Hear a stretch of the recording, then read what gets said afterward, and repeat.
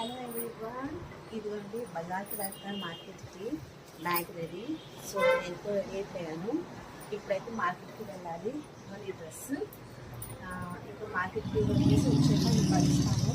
ఏదైనా తీసుకోవడానికి అసలు క్యారేజీలు ఉన్నాయి కదా. ఇవాళ సండే అయితే మార్కెట్కి కంపల్సరీ వెళ్ళాలన్నమాట. లేకపోతే మళ్ళీ మనకి వీక్లీ అంతా కూడా ఇంకా లంచ్కి కష్టమైపోతుంది క్యారేజ్ కట్టడానికి కదా. సో అందుకనేసి ఇప్పుడైతే మార్కెట్కి వెళ్ళొచ్చాక మీకు ఏదైతే తీసుకున్నారు మార్కెట్లో అనేది అది కూడా చూపిస్తారు. ప్రజెంట్ అయితే పదండి వెళ్దాం మార్కెట్. ఓకేనా? ఇదిగోండి మార్కెట్కి వచ్చాము. మార్కెట్లో అయితే ఏవేవి కావాలో అంతా తీసుకున్నాము. ఇక్కడ సండే కాదు, ఆల్మోస్ట్ అన్ని డే చాలా బిజీగా ఉంటుందండి మార్కెట్ ఇది. సో ఇక్కడికి వచ్చే కాయగూరలన్నీ తీసుకొని ఇంటికైతే వెళ్ళిపోయాము. ఇంటికి వెళ్ళేసరికి మా అబ్బాయి ఏంచో ఇదిగోండి ముడి మిర్చి చేశాడనమాట. తనకి ఇలా చేసుకోవడం చాలా ఇష్టం, ఇలాగే చేసుకొని తింటాడు. సో తను చేసి పెట్టాడు.